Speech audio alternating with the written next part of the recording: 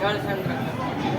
અમે પહેલાં અહીંથી આપણે સ્વિચ ચાલુ કરીશું એટલે મોટરની ઉર્જા દ્વારા પાણી નળી દ્વારા પાણી વરસાદમાં જાય. વરસાદમાંથી બહાર નીકળીને અગાસીમાં જે ટાંક હોય છે એમાં એકઠો થશે. એમાંથી નળી દ્વારા ફિલ્ટરમાં જશે. ફિલ્ટર થઈને ચોખ્ખું પાણી ટાંકામાં જાય. ટાંકામાંથી એમાંથી સીધું કૂવામાં જાય. કૂવામાંથી આપણે જળ સંગ્રહ એમાંથી આપણે ઉપયોગ કરી શકીએ છીએ કામદાર. નમસ્કાર, મારું નામ છે સુરેશ્વરી દાદા. આ અમારી કૃતિ છે. કૃતિનું નામ છે સ્થિત બેકર પરથી ઉર્જા મેળવવી. આ કૃતિમાં આપણે છે કોઈ પણ વાહનના સ્થિત વેગથી પસાર થાય છે અને તેનું દબાણ લાગે છે તેમાં યાંત્રિક ઉર્જા ઉત્પન્ન થઈ જાય છે. યાંત્રિક ઉર્જાને આપણે વિદ્યુત ઉર્જામાં રૂપાંતર કરી શકાય છે. આમાં કેટલાક એવા પદાર્થો હોય છે જેમાં યાંત્રિક દબાણ ભરવાથી તેમાં દબાણ ઉર્જા ઉત્પન્ન થાય છે અને તેને આપણે સંગ્રહ કરી શકીએ છીએ ઉર્જા સ્વરૂપે. અને તેનાથી આપણે નાના મોટા વાહનો પણ ચલાવી શકીએ છીએ. તેના ઘણા બધા ફાયદાઓ છે. તે નવીનીકરણીય ઉર્જાનો સ્ત્રોત છે અને તેનાથી કોઈ પ્રદૂષણ થતો નથી. આપણે શહેરી વિસ્તારોમાં ટ્રાફિકના કારણે થતા દબાણને આપણે વીજળીને આપણે કોઈ પણ જગ્યાએ વીજળી નથી થતી આપણે વીજળીની માંગમાં ઘટાડો કરી શકાય છે.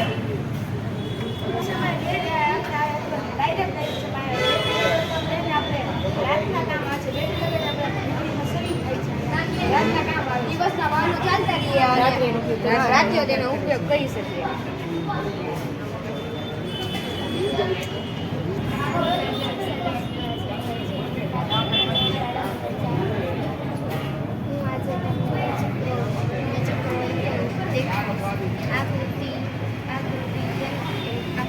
આપણા દેશમાં સામાન્ય રીતે ડામરના રોડ જોવા મળે છે.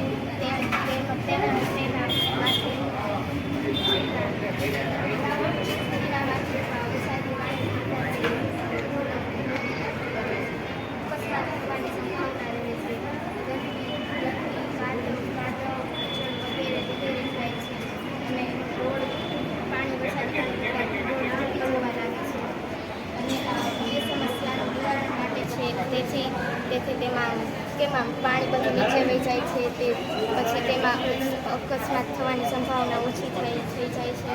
અને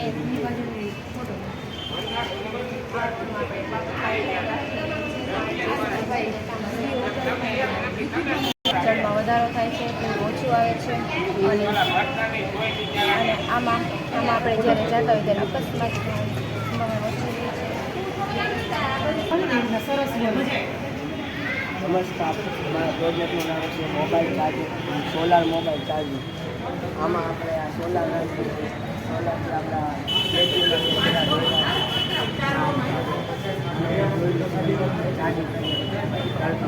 સોલાર પેનલ છે. પછી એનો ચાર્જર અહીંયા આપ્યો છે. ક્યાં મોબાઈલ ચાર્જર? મોબાઈલ ક્યાં? મોબાઈલ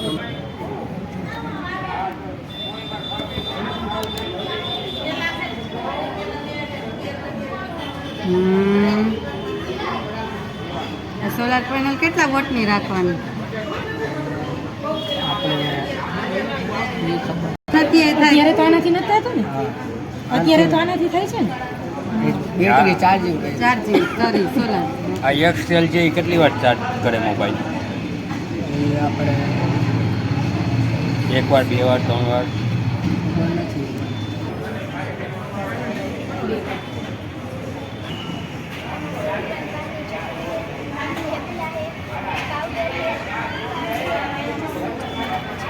બોલો તો ખરા. સરગવાના પાન નાખ્યા છે એમ.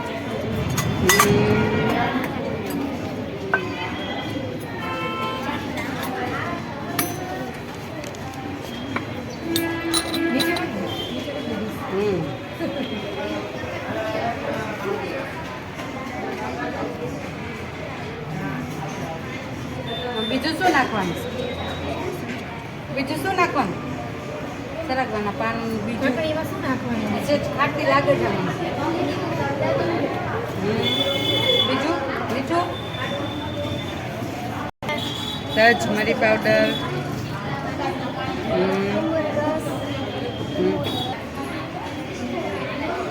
શું ઉપયોગી આપણે આપણને સરગવાનું સૂપ પીએ તો શું થાય, આપણા શરીરમાં શું બેનિફિટ થાય, શું મળે સરગવામાં મળે આપણને? સરગવામાં 46 પ્રકારના એન્ટીઓક્સિડન્ટ છે. સરગવામાં 36 એન્ટી ઇન્ફ્લેમેટરી સરગવામાં 9 આવશ્યક એમિનો એસિડ છે. ભારતમાં બાળકોમાં કુપોષણ ઘટાડવા સરગવાના પાન તથા શીંગોનો ઉપયોગ કરવો. સરગવાના લીલા સૂકા પાન તથા સૂકી શીંગોના પાવડરમાંથી વિવિધ વાનગી બનાવી તેના મધ્યાહન ભોજન યોજનામાં સરળતાથી ઉપયોગ થઈ શકે તેવી રીતે બનાવવી. બરાબર. અમારે મધ્યાહન ભોજન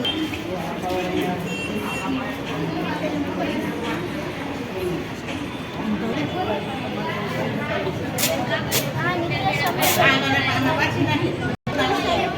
નિત્ય સમૂહ ચક્ર છે. આ બાળકોને સરળતાથી સમજાવવા માટે અમે બનાવ્યું છે. A counts B plus C counts. તેને શોધતા તેનો આન્સર AB plus AC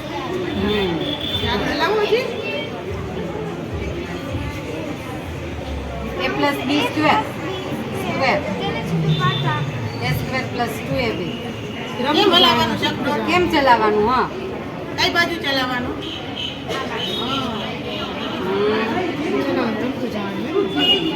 અને આમાં આવી રીતે કરતું જવાનું, ઉપર લેતું જવાનું. રમતની રમત જાતે કરતો હોય થાય અને શરૂઆતમાં શીખતા હોય તો બે વસ્તુ કરી. નમસ્તે, મારું નામ નીનાની આરતી અસીમભાઈ છે. હું ધોરણ 8માં અભ્યાસ કરું છું. મારી શાળાનું નામ નવરાજાવાલા પ્રાથમિક શાળા છે. નમસ્કાર, મારું નામ છે સોલંકી મિત્તલ મહેશભાઈ. હું ધોરણ 8માં અભ્યાસ કરું છું. મારી શાળાનું નામ નવરાજાવાલા પ્રાથમિક શાળા છે. અમારી કૃતિનું નામ પાકની માવજત પર દેખરેખ રાખતી સ્માર્ટ સિંચાઈ છે. આ કૃતિ બનાવવા માટે પહેલા હાર્ડબોર્ડ લઈ તેમાં અમે ખેતર બનાવેલ છે, જેમાં અમે કૂવો બનાવેલ છે. કૂવામાં મોટર મૂકેલ છે જે બેટરી વડે ચાલે છે.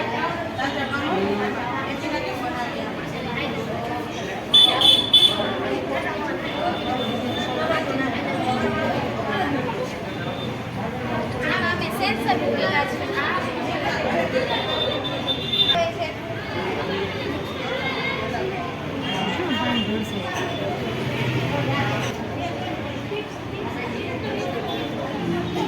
જ્યારે આમાં માટી જ્યાં સૂકી હોય, જ્યારે ખેતરમાં માટી સૂકી હોય છે ત્યારે સેન્સર ચાલુ જ રાખે, અને શક્તિનો બચાવ એના અંદર ખેંચી લે છે. અહીંયા એક જાળી રાખી છે એટલે જે મોટરના અંદર કચરો ન જાય અને અહીંયા ફસાઈ ફસાઈ જાય પછી આપણે સાફ કરી શકીએ ને. હા, પછી જારી સાફ કાઢીને સાફ કરી નાખવાનું. ઘરે ઉપયોગ થાય અને આવું એક રોબોટિક હોય રોબોટ હોય આવો એમ. અમે આ સાદી રીતે કઈ ચાલુ તો કરીને બતાવ.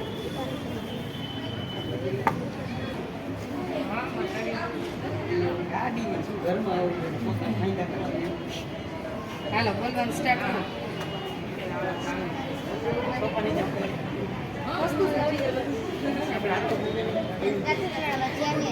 મારું નામ છે ધનુ ક્યાટ.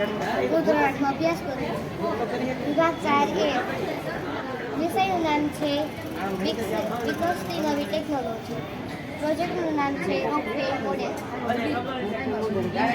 ટીચરને કે આમાં અમે જરૂરિયાત સામગ્રીઓ અમે ગ્લુ લીધું હતું, પછી બે મીટરવાળી ગ્લુ લીધી મજબૂત, પછી પેપર કપ લીધા હતા, પછી કાર્ડબોર્ડ લીધું હતું મોટું, પછી આમાં કાતર ગ્લુ, પછી બેટરી, સ્વિચ એનો ઉપયોગ કર્યો હતો, ફેવિકોલ.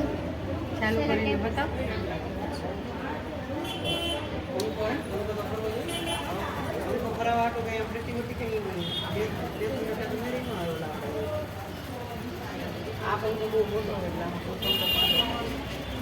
બેટરીના લીધે શું ફરે તો ટાયર ફરે એ શું લગાવી આમ શું કહેવું મોટર. બેટરીના લીધે ફરે ને હા. મોટરની ટાયર ફરે બે મોટર લીધે ના, એક જ. એક મોટર બે ફરે હા. નાના મોટા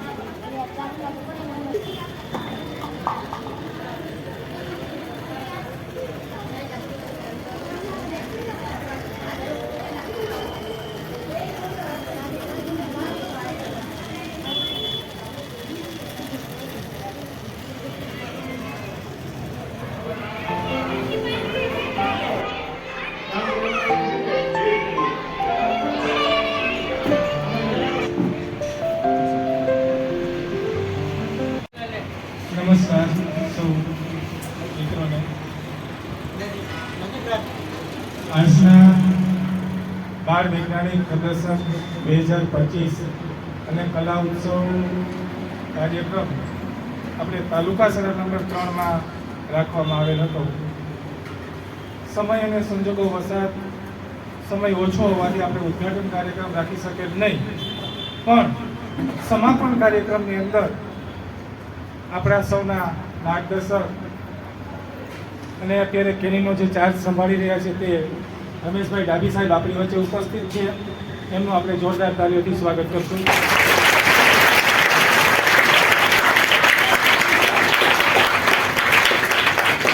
આ ઉપરાંત જે શાળામાં આપણે બાળ વૈજ્ઞાનિક પ્રદર્શનનું આયોજન કર્યું છે તેમના આચાર્ય શ્રી બાજી સાહેબ પણ ઉપસ્થિત છે. એમનું પણ આપણે સ્વાગત કરીશું.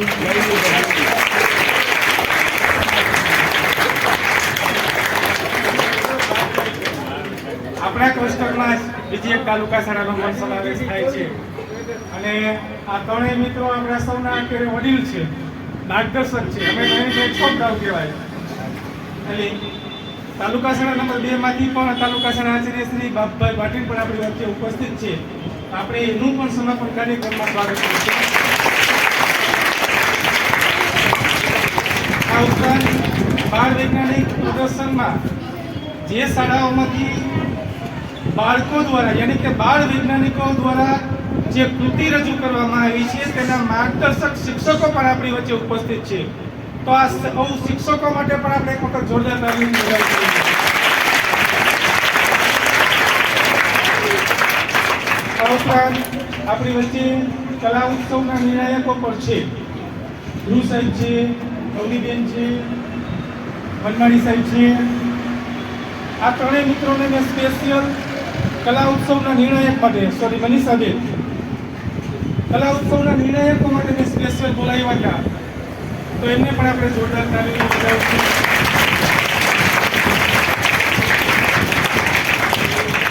અને બાળ વૈજ્ઞાનિક પ્રદર્શનના નિર્ણાયક તરીકે ઇન્દુબેન અને અપેક્ષાબેને પણ કામગીરી કરેલ છે.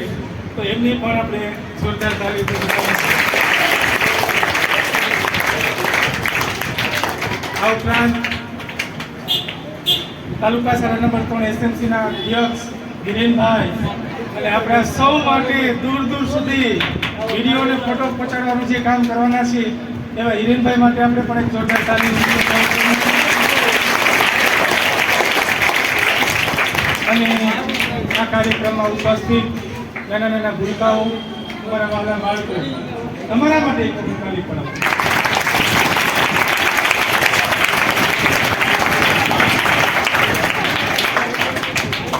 ઘણા સમયથી બાળ વૈજ્ઞાનિક પ્રદર્શન અને કલા ઉત્સવની તારીખોમાં સતત ચેન્જીસ થતું. પહેલા 8 તારીખ હતી, પછી 17 કરી અને 17માંથી વળી પાછી 12 થઈ. કારણ કે જિલ્લા કક્ષાના ગણિત વિજ્ઞાન પ્રદર્શન અને કલા ઉત્સવનું ઇમરજન્સી આયોજન થયેલું હોવાથી અને અત્યારે અમારા સૌ માટે અઘરી કામગીરી હાલી ચાલુ છે. એસઆઈઆરની કામગીરી મોસ્ટ ઓફ એમાં જ વ્યસ્ત હોય છે. તેમ છતાં પણ આજ સરસ મજાનું બાળ વૈજ્ઞાનિક પ્રદર્શન અને કલા ઉત્સવનું આપણે આયોજન થઈ ગયું છે. તો આ કાર્યક્રમને આપણે ઇનામ વિતરણને આગળ દબાવતા બીજી નાની કોઈ ચર્ચા નહીં કરતા અને કોઈનું પ્રવચન નહીં લેતા બધાની માંગણી એવી હતી કે સીધું તમે ઇનામ વિતરણ કરી દો. એટલે આપણે સીધી ઇનામ વિતરણની શરૂઆત કરશું. ગણિત વિજ્ઞાન પ્રદર્શનમાં જે તમામ શાળાઓએ ભાગ લીધો છે તેમને શિલ્પ અને પ્રમાણપત્ર આપી આપણે સન્માનિત કરવાના છીએ. તો હું સૌ પ્રથમ વિનંતી કરીશ રાજાવડલા કુમાર પ્રાથમિક શાળાના માર્ગદર્શક શિક્ષક અને તેમના બંને વિદ્યાર્થીઓને કે તે આવશે અને શિલ્પ ગ્રહણ કરશે. હું ડાભી સાહેબને વિનંતી કરીશ કે તેઓ રાજાવડલા કુમાર પ્રાથમિક શાળાને શિલ્પ અને પ્રમાણપત્ર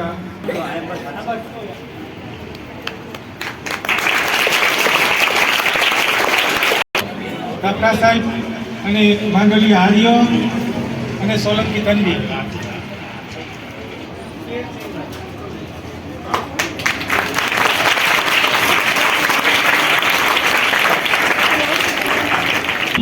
તાલુકા શાળા નંબર 3માં હું ધારાબીને વિનંતી કરીશ મિન્ટુબેન સીલ અને પ્રમાણપત્ર આપી પ્રોત્સાહિત કરશે.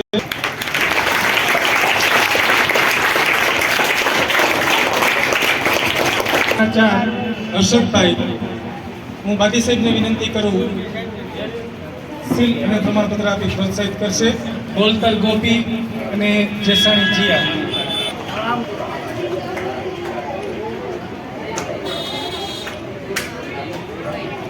અને પૂણા નિલેશ ને સીલ આપીને ભૃગીરી સાહેબ પ્રોત્સાહિત કરશે.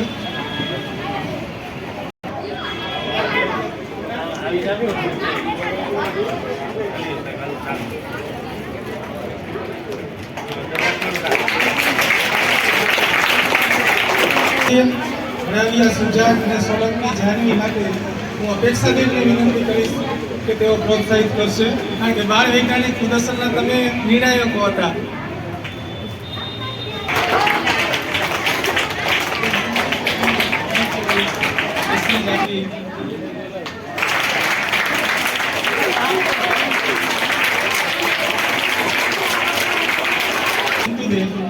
અંતેસરિયા શીતલ અને ચંદુકી આરતી.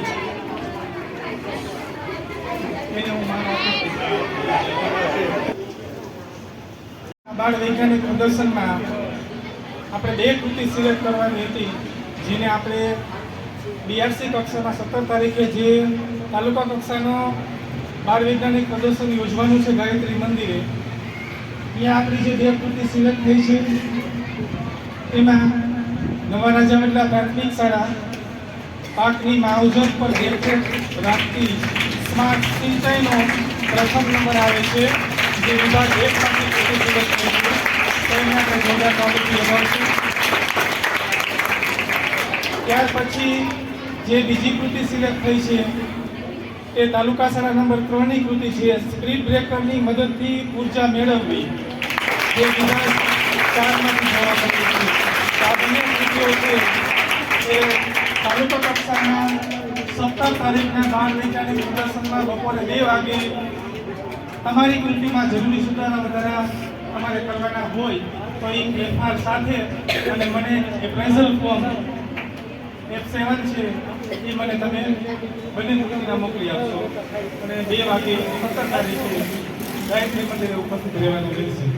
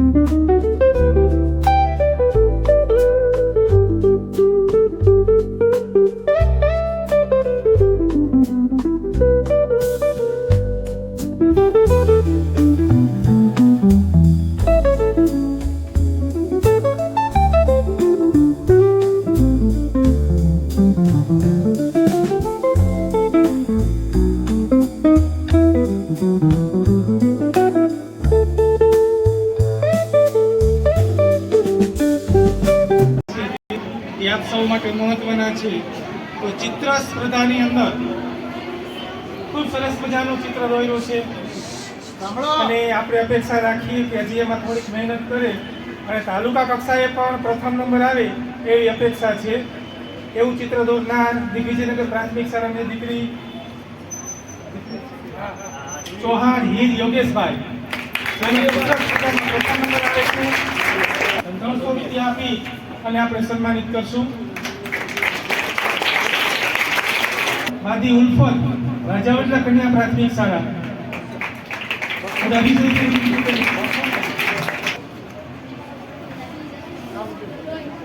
મિત્રો જોરદાર તાલીમથી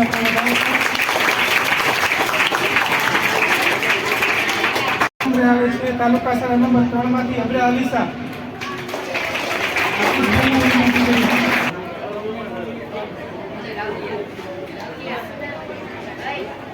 ત્યાર પછી બાળ કવિ સ્પર્ધામાં પણ પ્રથમ નંબરે આવે છે દિગ્વિજયનગર પ્રાથમિક શાળામાંથી મારુનિયા કિંજલ.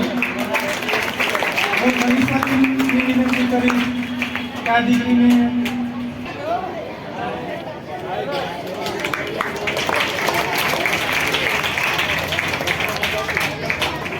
બીજા નંબરે છે બાળ કવિમાં તાલુકા શાળા નંબર 3 માંથી ભટ્ટી જાનવી.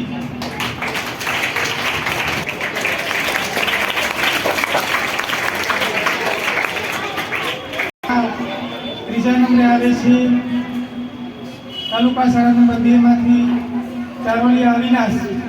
હું લીનાબેનને વિનંતી કરીશ કે તે બાળકને પ્રોત્સાહિત કરશે. આ બાજુ સ્પર્ધામાં કોનો નંબર છે? કોણ કહીશે? અંદાજ છે તમને કઈ? કન્યા શાળા નંબર 4 ધર્મિષ્ઠા રાજેન્દ્રભાઈ.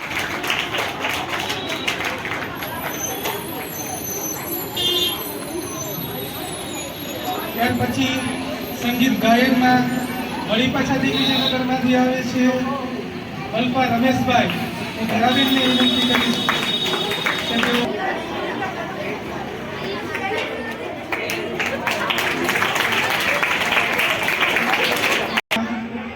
ત્રીજા નંબરે છે આરતી ધંધુકિયા કમર્શિયલ પ્રાથમિક શાળા.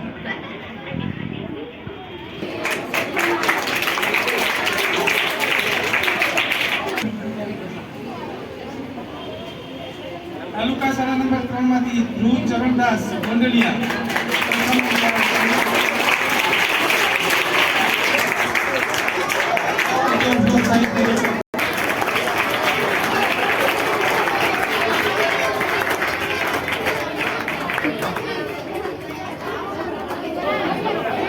હું ભાવનાબેનને વિનંતી કરીશ કે પ્રોત્સાહિત કરે. ભાવનાબેન.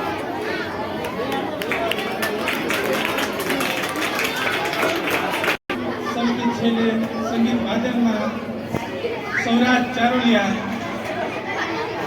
ત્રીજા નંબરે આવે છે. હું હેતુબેનને વિનંતી કરીશ.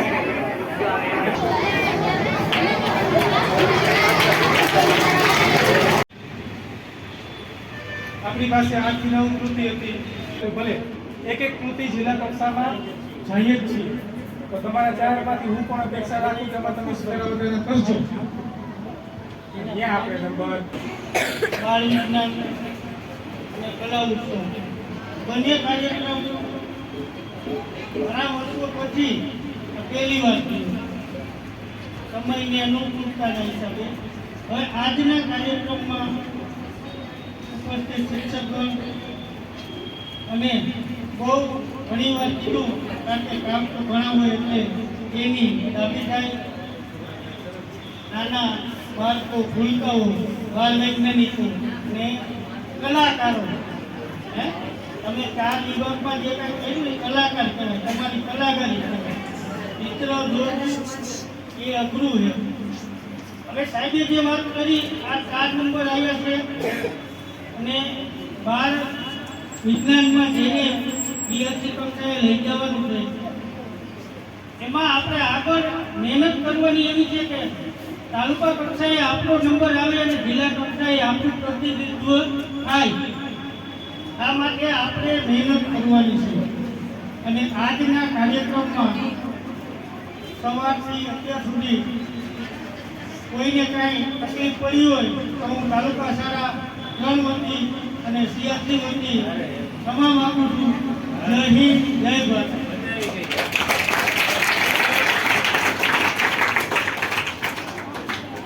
ચાલો હવે આપણે કાર્યક્રમ પૂર્ણ કરીશું. જેને કલા ઉત્સવમાં ઇનામ આપ્યું ને